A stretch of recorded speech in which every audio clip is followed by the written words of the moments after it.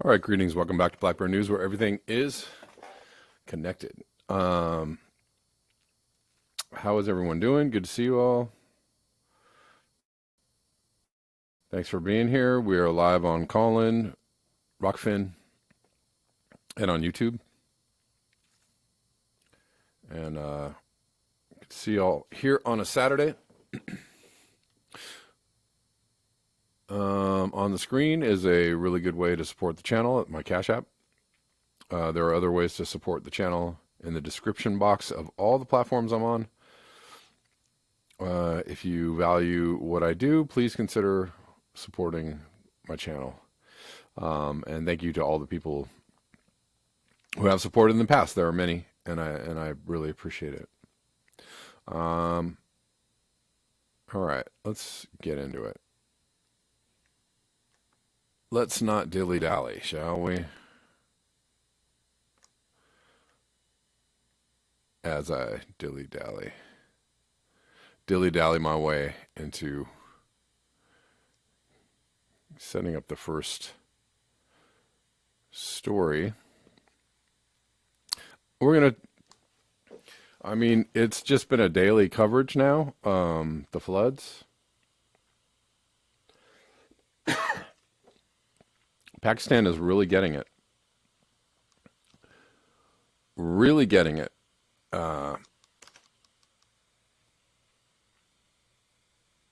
Who's this? We have a caller right away in the beginning of the show. Okay. Aisha, how you doing? Did you mean to call? Aisha?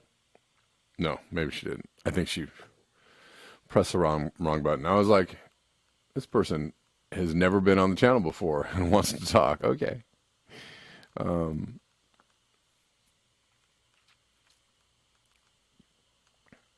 Anyways, Pakistan is really getting it.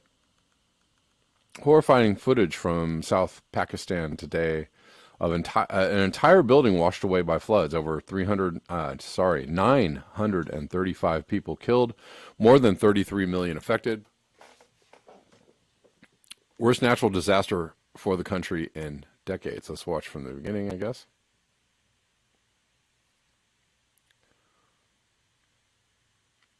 Y'all can see that. Amazing. There's, again, as I said yesterday, there's just,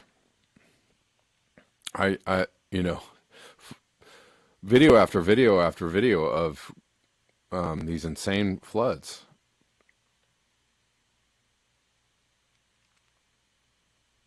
And I can't even show them all. There's so many of them. Here's another one, though, from Pakistan. This also very wild. Very damaging. That is just supreme forces of nature. Again, I find it hard to believe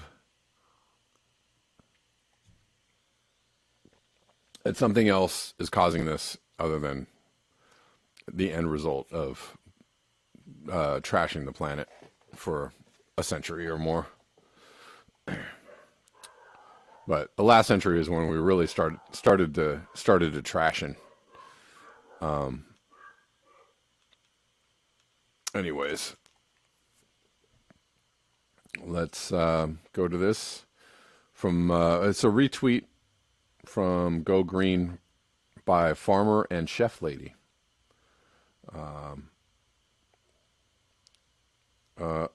Anyways, this is kind of just an overview of what's going on. From U.S. to Italy to China, waters have receded, leaving nothing but barren banks of silt and oozing, muddied sand. Canals are empty, reservoirs have turned to dust. Watch through that again, I guess. It's kind of quick.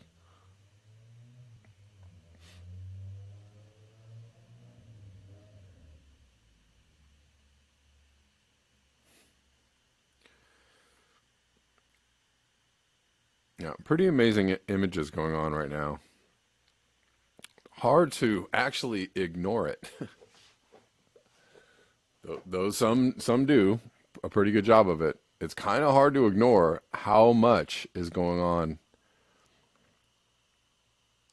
with climate, extreme weather events, and it's fine. We'll just wish it all away into the cornfield, and then everything will be better. Then we'll have fixed the problem. I just pretend it doesn't exist, and that's that. The worst drought in Europe led to catastrophic consequences.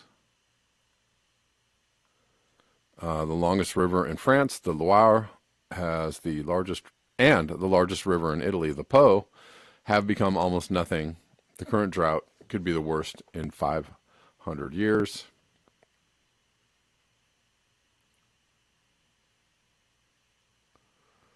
Some pretty startling images. This is a man just walking down a dry riverbed of what is not supposed to be a dry riverbed, I believe.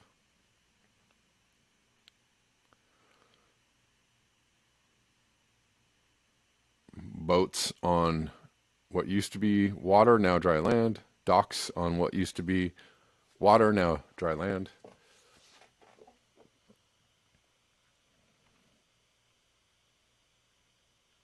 The images are stark. It's an interesting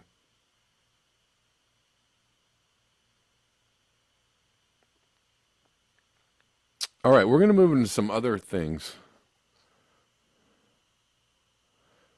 I kind of moved through that fairly quickly. Hold on. Give me 1 second, guys. Oh.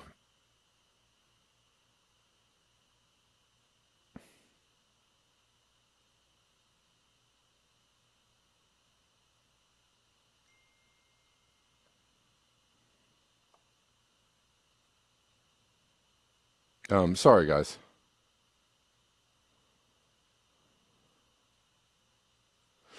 Well, let's look at this from... Oh, well, I guess we're not going to look at this.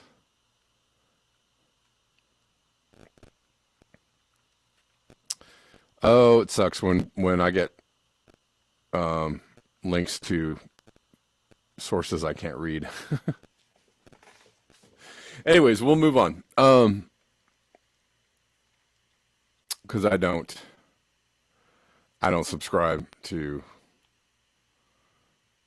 propaganda news outlets.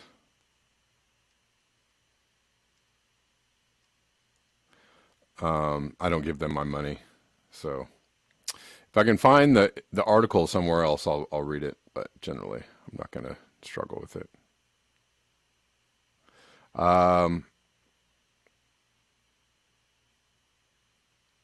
Well, let's look at this real quick. From Barron's, Fantomas sent me this. The U.S. and China aren't talking climate. Should we worry? Should we worry? Is the question. Oh, I guess I'm not going to read this. I guess I'm not going to... What the heck? I thought I was going to read this. I thought they were going to let me read this for free. Golly. All these news outlets are all... I don't know. I don't know.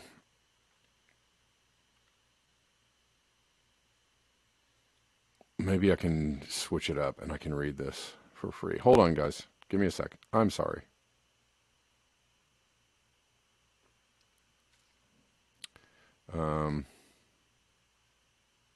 We'll try here. China suspended bilateral climate talks with the U.S. on August 5th in the wake of House Speaker Nancy Pelosi's visit to Taiwan. Should we be concerned, as media reports have suggested? For a number of reasons, this suspension will not have much immediate impact on global climate action, but we should still hope the talks resume quickly. The stakes are simply too high for the world's two largest emitters not to engage in regular and intensive discussions on climate change. Why then shouldn't we be too worried about the cessation of talks in the near term? The first reason is that we are in a period where national carbon neutrality pledges are already in place, and domestic implementation is critical. In the U.S., bilateral climate talks will matter less than actions by Senate swing voter Joe Manchin, Supreme Court Justice Neil Gorsuch, or Gavin Newsom and Greg Abbott, the governors of the two most populous states. The recently passed Inflation Reduction Act, the largest climate investment in U.S. history, sets the U.S. up to meet its climate pledges and reshapes our sense of global. Does it now? Alrighty. The recent Supreme Court decision of West Virginia versus EPA, however, shows a conservative, anti-regulatory court flexing its muscles. Yes. Well, if you want to go back to the Inflation Reduction Act, it's actually a giveaway to the fossil fuel industry, so it is not actually going to help climate change. But there are people out there going, yay, we fixed it. This is it. We fixed climate change. Okie dokie. We don't yet know how far the Supreme Court will go to constrain government regulatory power. Moreover, subnational action in places like California, Texas, and beyond will determine how far the U.S. can go on climate action, for better or worse. In China, trends in coal use, non-fossil energy, and electric vehicle deployment, power sector and electricity grid reform, industrial decarbonization, and carbon export will determine whether that country can meet pledges of peaking emissions before 2030 and achieving carbon neutrality by 2060. China will need to navigate regional disparities, bureaucratic fragmentation, and powerful vested interests to succeed. These are not the sorts of challenges that will be resolved in diplomatic discussions. Second, competition between the U.S. and China is almost reshaping the political economy of climate change in ways that could not be achieved via bilateral talks. Over the last 2 decades, China has invested heavily in clean technology development as part of a broader national policy to seek an edge in new economic sectors where no global incumbents yet exist, and to bolster its energy security. Is anybody paying attention to that? Some people. This push has led to dramatic cost reductions on solar modules, wind turbines, and batteries that have transformed the economic calculus of a green transition in the U.S. and the rest of the world. U.S. concerns about the geopolitical implications of Chinese dominance in these areas have bolstered political support for President Biden's climate policy and shaped the way the climate provisions of the Inflation Reduction Act are structured. The U.S. and China are also now engaged in a battle for hearts and minds in the global south, okay, framed in part around green development and diplomacy. I wonder who's winning those hearts and minds. China has reframed its Belt and Road Initiative as a green project, and the U.S. and the G7 have countered with a Build Back Better World initiative. The Build Back Better World initiative that has climate as one of its pillars. That's good. That's a good one. Somebody thought really hard about that one. Somebody got paid a lot of money to think about that one, right? On the Chinese side, this has involved major investments globally in rare earths, metals, mining, and renewable energy. How the U.S. responds to China's investments will play out remains to be seen. For developing countries, the competing agendas from two big powers may naturally lead to a hedging strategy in which engagements with both the U.S. and China bring about greater goods provision. We have seen similar developments in the vaccine diplomacy contest. Have we? Our context, sorry. Have we really? Another reason not to worry too much about the cessation of formal bilateral talks is that engagement between the two sides continues despite the friction between Washington and Beijing. American and Chinese research institutes, universities, subnational jurisdictions continue to collaborate as they did during the lowest points of the U.S.-China tension during the Trump administration. Furthermore, Americans continue to buy clean technologies from China and benefit from China's manufacturing innovation and cost reductions. We might also add that the areas in which U.S.-China tensions or competition could harm climate action the most are generally beyond the scope of what the climate negotiators are empowered to handle. I don't know, this article is funny. Those include trade disputes, security concerns, conflicts over human rights, and the like. These issues need to be handled sensitively, but they aren't matters that can usually be resolved in climate negotiation. I mean, this whole article is like, I don't know. Should we talk about the climate? I don't know. There's so many factors involved. It's going to be interesting if we actually talk about the climate, and maybe we shouldn't talk about the climate. I don't know. It's just this. It feels like it's giving me sponge brain. Hold on. I mean, it's like saying a lot of things without saying anything. That sounds like somebody's, high school term paper. Anyways, that said, the U.S. and China are simply too important to global climate action to cease regular, robust engagement in the most senior levels of government. Do you hear it now? Do you hear the high school term paper kind of tone to this?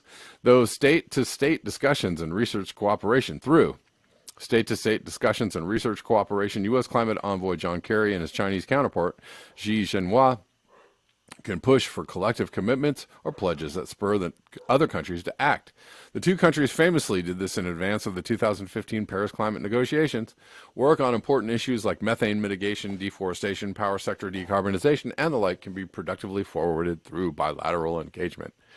These are areas where collective work on standards, monitoring, and enforcement can make it easier for each side to achieve its goals. Finally, diplomatic talks remain important to surface critical... I can't even finish this dang article. Anyways, that was from Barron's. All I can say about that is it seems like China is... Jim Pye says, clean tech mad cow delusion of the hairless monkeys. All right, we'll put that on the screen. I mean, it seems like China has a better application of actually, going forward with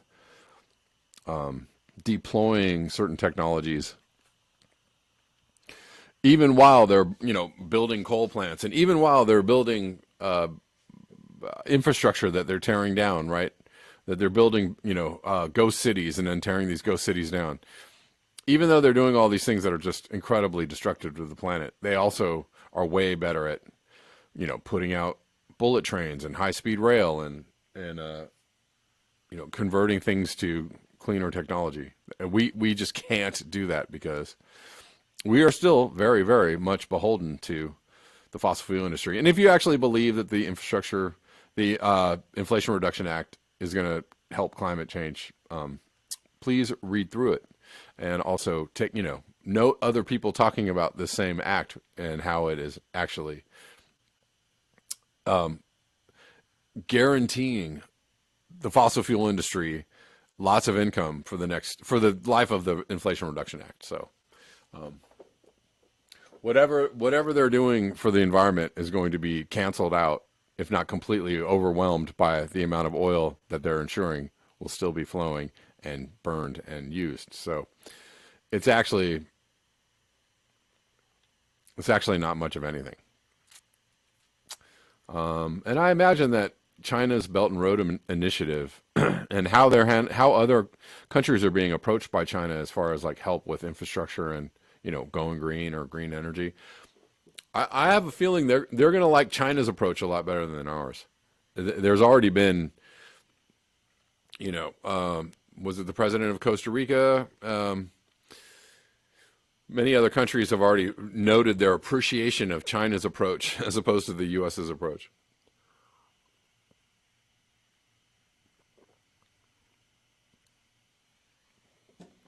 Anyways, we're going to move on. I'm not sure. Give me 1 second, guys. I think that we're going to jump off of YouTube soon. I don't know how soon, but pretty soon. Oh.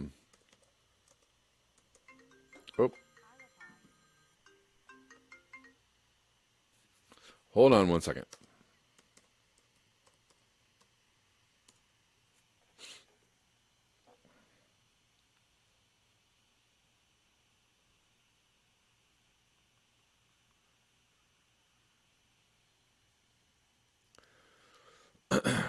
Um, my apologies to the call-in listeners.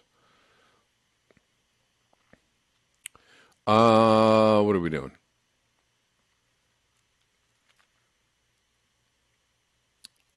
Let me, first of all, well,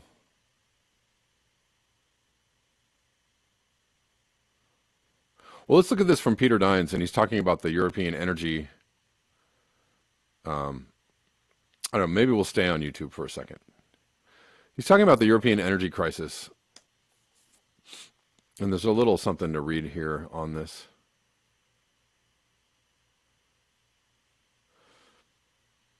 If I can get all of this to work correctly.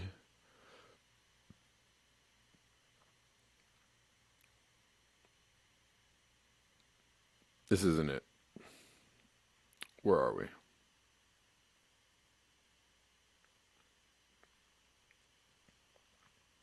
Is this the one?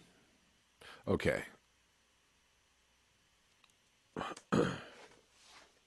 From Peter Dines, who says,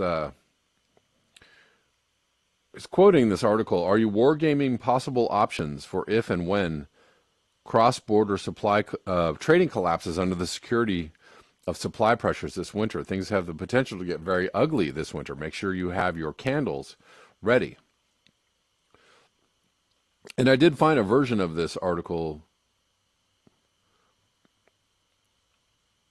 I think I can read it. Maybe.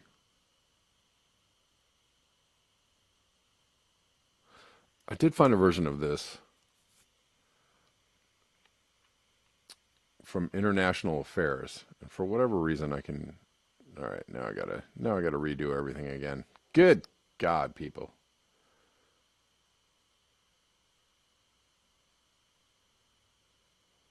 Let's try it this way. Anyways, this is called Listening to European Electricity Traders is Very, Very Scary. Every week, the people who trade electricity in the UK get to quiz the managers of the national grid for an hour. The conference call, which anyone can monitor, offers an insight into what the men and women on the front lines of the power market are worried about. Listening to them is getting scarier by the week, and suggests keeping the lights on this winter will be a lot more challenging than European governments are admitting. Prices are worrying enough. British households were told on Friday that their power and gas bills will increase from October 1st by 80%. That's a lot. I think I'm sorry. The other day, I think I was talking about crazy percentages like 400% or even 1,000%. I apologize. So I guess it's 80%. But that's still a lot because that's, what is that? Almost double. The so-called energy price cap was set at £3,549 per year, up from £1,971 over the past 6 months and £1,277 during last winter. But the industry's teleconference suggests the problem is broader than just rising costs. Increasingly, the words emergency and shortages are being used, with participants focusing on when rather than if a crisis will hit. Imagine being able to overhear conversations between Wall Street executives and the Federal Reserve as the global financial crisis unfolded in 2008. Hold on one second.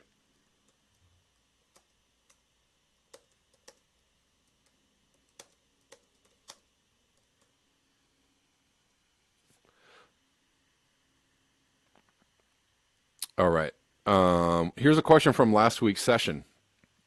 Are you wargaming possible options for if when cross-border trading collapses under security supply pressures this winter? And another, can we have a session where we talk through the emergency arrangements? Another participant said the forecast for demand and supply electricity balance showed how bad the winter could be for anyone who can do the maths. The same caller was blunt about the grid's own predictions. I don't think you believe what you've written, and nobody else does. One intervention was particularly revealing. Based on where winter 2022 products are trading, where does this position yourself with respect to securing power over the winter, asked one participant. The background: in the forward market, UK power for December 2022 is fast approaching £1,000 per megawatt hour, up 50% from current prices. The implication: power shortages. Compare the tone with the British government's insistence that there's nothing to worry about. Households, businesses, and industry can be confident they will get the electricity and gas they need over the winter, Downing Street said earlier this week. That's because we have one of the most reliable and diverse energy systems in the world. A weekly call is officially known as the ESO Operational Transparency Forum and allows market participants to query the managers of the so-called Electricity National Control Center, the hub that moves power around UK from generators to traders to consumers. The forum typically deals with obscure power trading problems, but in recent weeks, attention has shifted to crisis management. Another example from earlier this month: if a system stress event is active in both gas and power, how do the electricity system operator and gas control center communicate? Which stress events take priority? What's particularly worrying is how few of the disaster scenarios appear to have been planned for. A key concern is what happens if European countries introduce beggar thy neighbor policies by shutting down cross-border electricity flows, as Norway has already said it's considering. Please, the market needs to understand more fully how interconnectors are to be used in periods of very high prices and potential generation shortfall, one market participant said last week. Another topic is how much consumption might drop if households and businesses can't afford elevated electricity and gas prices. What level of demand reduction, demand destruction, or are you forecasting for the winter ahead from commercial industrial consumers as a price response, was one recent example. Another repeated the question, or the request, what demand destruction, if any, is included in your demand forecast for this winter for residential and industry. The grid managers were unable to supply any numbers to the callers. All right. So that's just, a brief window, I guess, into what could be a struggling winter for the European energy market. And maybe a good, another good reason for people to prepare themselves. Right? I don't know how you prepare, if you can't afford the gas you're getting, or if you can't get the gas to your house, I don't know how you really, I don't know what you do to prepare for that. Maybe you have some wood chopped nearby in case it gets cold. Maybe, maybe you've got I don't know what. I don't know what you do to prepare for that, but I'm sure people have better ideas than I do.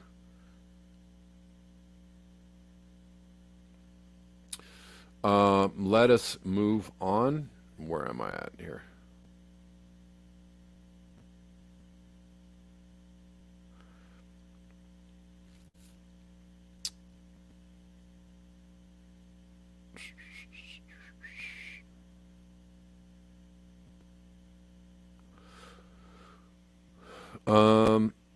Let's see. All right, this is interesting because Michelle Lee, who has long watched the channel, sent me an email a few weeks ago and said, "Hey, look at this." And I kind of read through a few of the things she sent me. I was like, "That's very interesting," but then I forgot to come back to it until like yesterday, and I was looking through I found the email and I was, I should cover this. And the next morning, I see Lee Camp is actually talking about this on Twitter. He says new documents show the U.S. and the EU plans to plunder Ukraine have been in the works for years. They plan to sell off public infrastructure, destroy workers' rights, and secure massive giveaways to the billionaires. Much of this has already begun. And I didn't actually watch this video. I just wanted to share this tweet, but I also go into some of these other articles that Michelle shared with me, and anyways, there's an intro.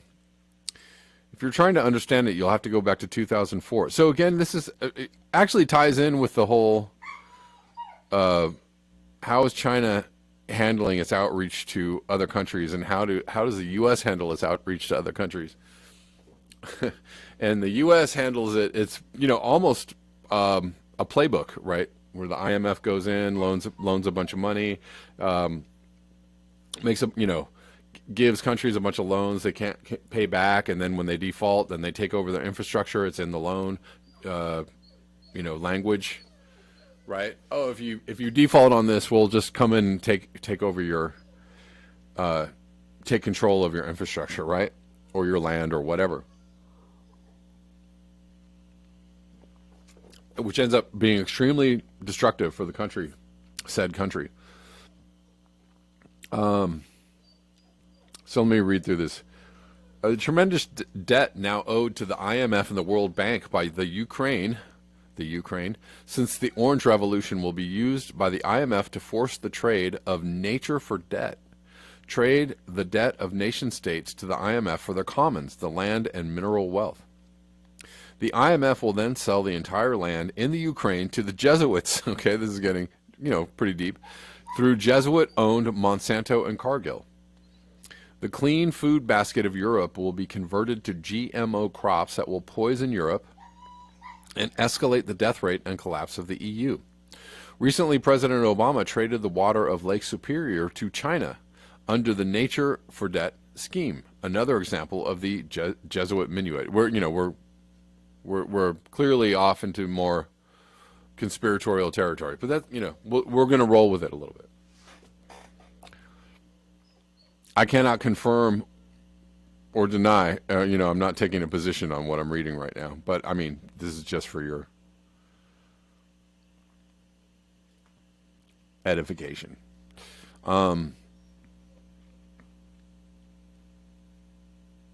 Anyways, where are we?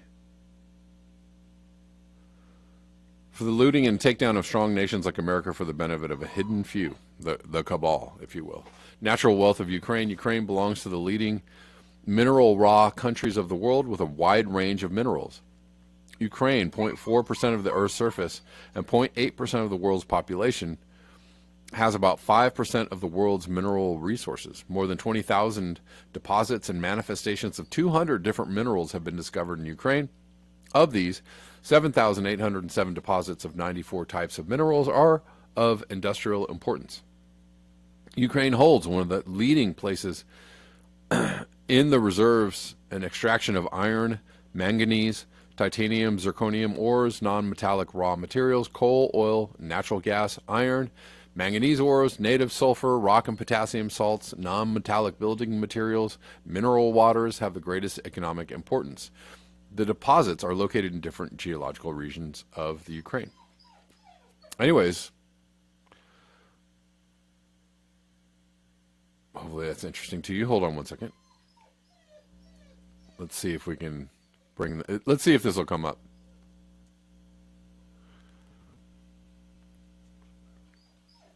Hopefully it will. This is from InfoBricks.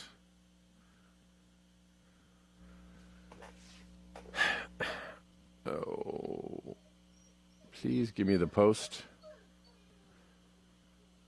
The post is titled "U.S. corporations own around 30% of Ukrainian arable land." Did y'all know that? Oh, here we go. All right, here we go.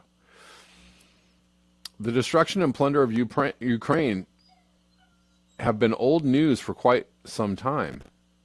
Unfortunately, however, the media and the public have only scratched the surface of the sheer scale of this process. With the territory of modern-day Ukraine being the breadbasket of Europe and beyond for millennia, the country has been the target of various agricultural corporations, particularly those originating in the political West. In recent years, especially after the neo-Nazi coup in 2014, foreign corporations acquired Ukrainian fields, depriving the country of any control over its food exports and even domestic food supply. Did you all know this? Did you know? Corporations such as Cargill, DuPont, and Monsanto, which is formerly a German-Australian company, but essentially an American one, are among the most prominent owners of Ukrainian arable land. In addition, corporations like Vanguard, BlackRock, and Blackstone, you've all heard those names before, are among the largest shareholders in the aforementioned agricultural giants, owning trillions in assets. For instance, BlackRock is a fund that manages assets worth over $10 trillion, with Vanguard controlling at least 6 and Blackstone managing up to $1 trillion. Together, the three massive U.S. multinational corporations, Cargill, DuPont, and Monsanto, own over 17 million hectares of Ukraine's arable land. In comparison, the whole of Italy has 16.7 million hectares of agricultural land. In short, the three American corporations own more usable agricultural land in Ukraine than what the whole country of Italy has. The entire area of Ukraine is approximately 600,000 square kilometers. Out of that land area, 170,000 square kilometers have been acquired by foreign corporations, the vast majority Western, particularly those based in or financed by the U.S. Since the new law on the sale of agricultural land passed by the Kiev regime entered into full force approximately 1 year ago, to this day, the three large multinational consortia financed with U.S. capital have acquired well over a quarter of Ukrainian arable land. A report by the Australian National Review states that the three U.S. corporations managed to acquire 17 out of the 62 million hectares of agricultural land in less than a year. This made it possible for them to control 28% of the total arable land in the Ukraine. Wow. So hold on, I just want to stop there. There does seem to be a push to control agriculture worldwide. You have Bill Gates, buying up all land globally, right? Not just in the U.S., but globally. Bill Gates is trying to buy up land. You have European farmers being, forced off their land, basically, or being forced to comply with rules that are very difficult to comply with. And you have this, Ukraine is the breadbasket of Europe, and you have U.S. corporations controlling and owning a good portion of that. I wonder what's going on. I mean, at the very least, I wonder what's going on, but at the very least, what can you gather from this? Somebody is trying to control the food supply, for various reasons. I don't really want to go too far into why, but short explanation, right? Things are going south, and the people with the power want to make sure that they control the resources. One of the main resources being what? Food, agriculture, land. They want to control it as things go south, as things go down, as things get worse or unravel or whatever you want to say, and could economically or having to do with climate change or whatever, as things unravel, these people want to be in control of whatever is left on the planet. And this seems to be part of the scheme. Human Love Solidarity says Vietnam was the rice basket of the East. Yeah. Poppy Davis says, oh my God, so now we know the U.S. interests we're fighting for. Right. So is there any wonder why we send $1 billion seems like every week now? Oh, we have another package we're sending to Ukraine. Oh my God, here we go. Oh, we need to send them more. It's like billion here, billion there, 3 billion here, whatever. Nobody cares. Right? Is it any wonder that we're pushing so much support into Ukraine? It all seems to add up, doesn't it?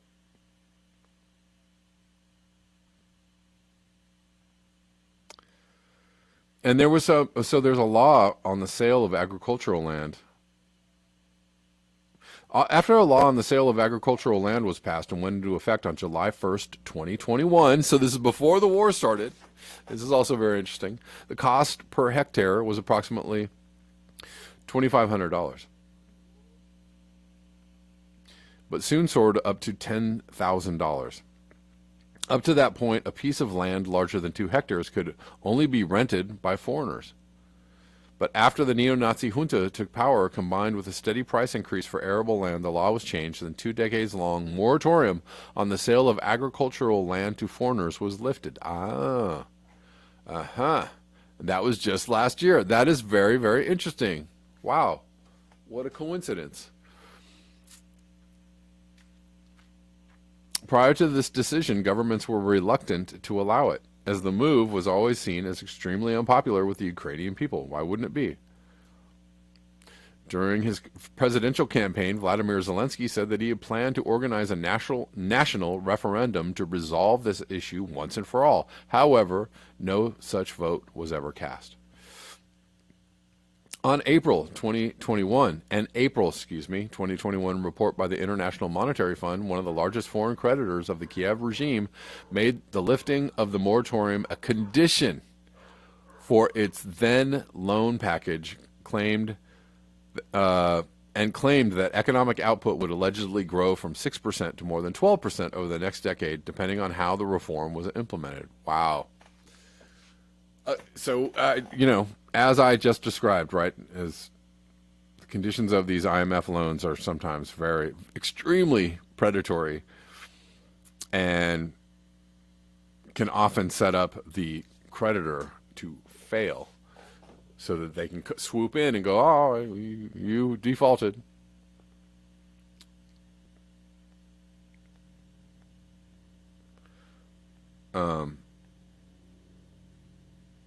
Despite widespread opposition to lifting the ban on land sales,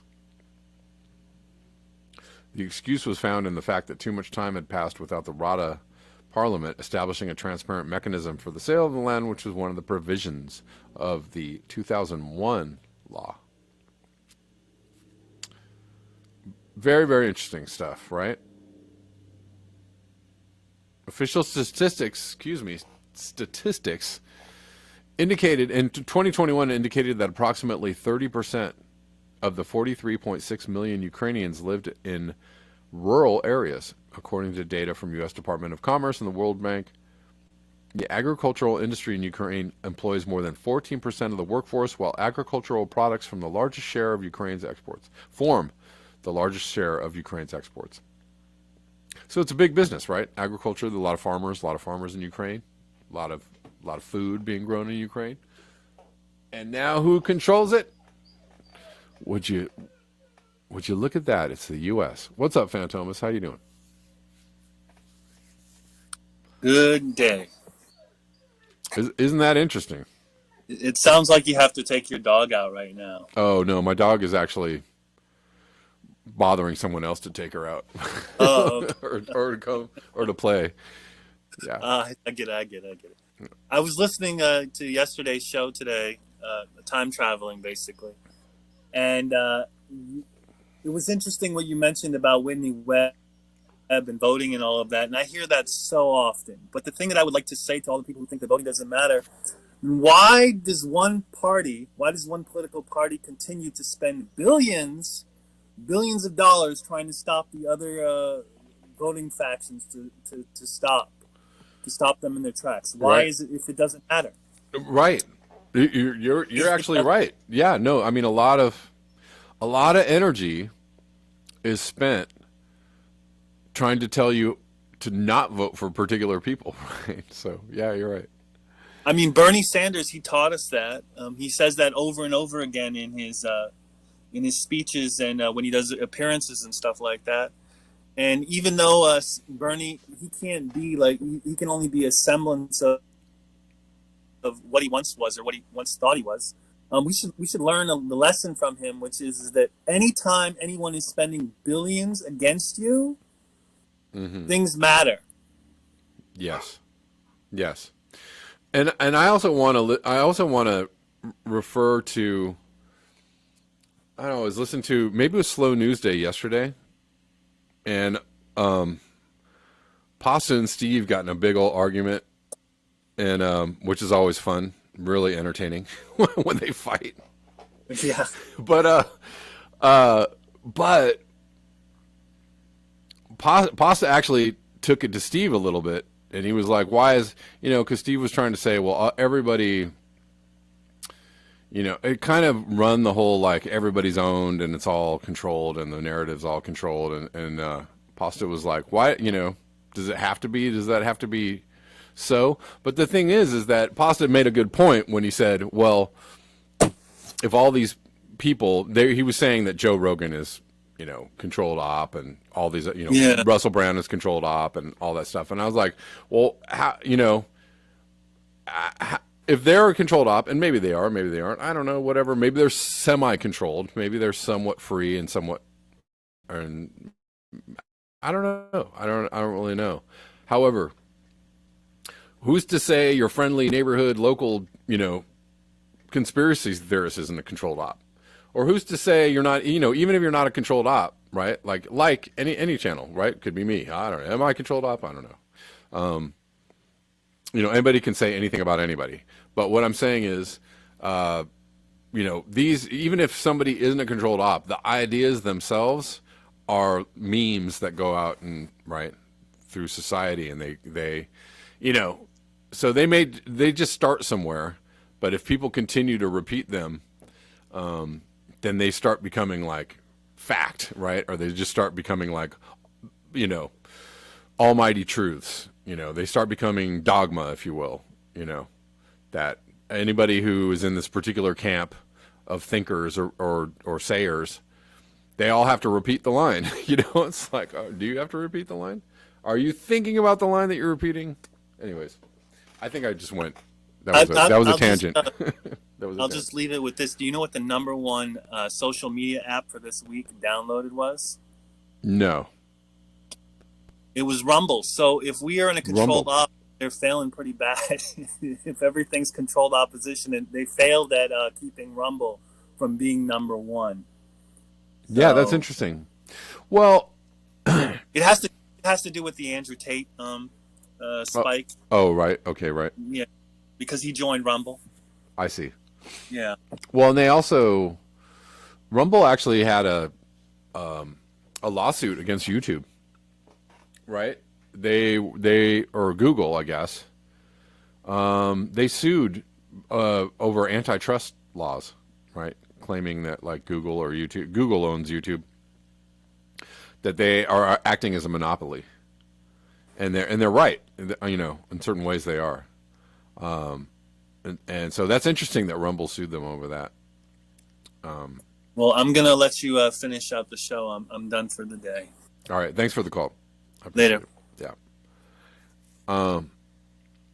Anyways, good point that if voting didn't matter, why would they spend so much time telling you that your vote doesn't, you know, that if voting doesn't matter, why would they put so much energy into trying to sway how people vote or tell them, you know, they can't throw their vote away on a third party? Or how dare you vote for, if you vote for Republicans, you're just a Nazi, you know, or something, right? And so, you know, maybe voting doesn't matter and maybe it does, but, you know, certainly the idea that voting doesn't matter might be actually beneficial to a lot of people. Just like the idea that climate change is false or it's, you know, unproven or, you know,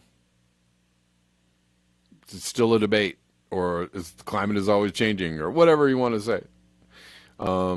Somebody's benefiting from that meme, if you will. Where am I at? I think let's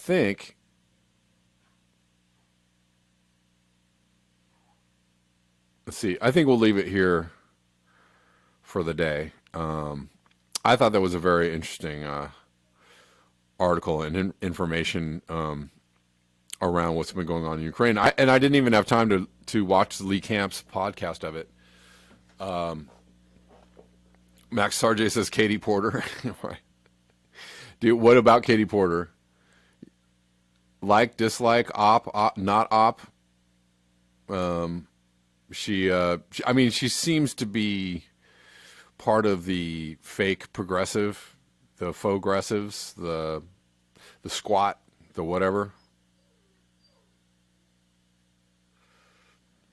Scott Andrews says, I would never vote for a Republican. I doubt I would vote for a Democrat. I don't think I've ever voted Republican in my life, but and that now, I'm not like, well, now I got to go out and vote me Republican. No, now I'm just like, I'm not voting for Republicans or Democrats necessarily. I generally try to go mostly green on my voting dance card if I'm going to go out and do the thing. And I usually try and go out and do the thing. I try to go green or independent. That's where I try to go to, but it's very difficult. It's very difficult. The third parties, and they passed that voting rights bill. That was supposed to be a Democratic victory for Joe Biden, and that actually sealed or helped seal the deal that it's nigh impossible for a third party to actually have any say in any elections. That whole voting rights bill was all about shoring up the power of the two-party system. But lots of people fell for that. They were like, okay, this is great. Anyways.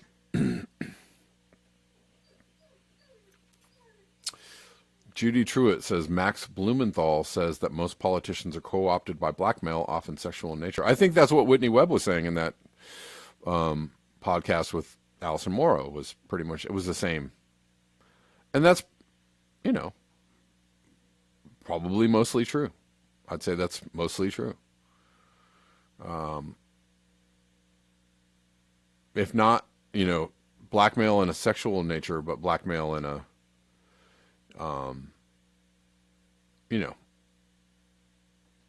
if you want to keep your job, or if you want to keep your, it could get weirder, right? If you want to keep your family, if you don't want to be ruined, you're going to do what we say.